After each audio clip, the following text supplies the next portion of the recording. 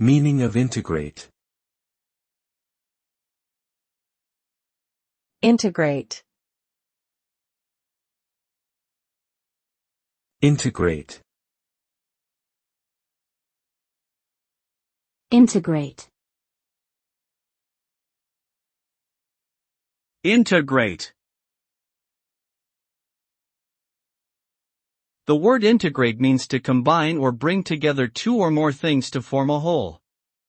It can refer to the process of merging different parts or components into a single entity, or it can also be used more broadly to describe the idea of incorporating diverse elements or ideas into a coherent whole.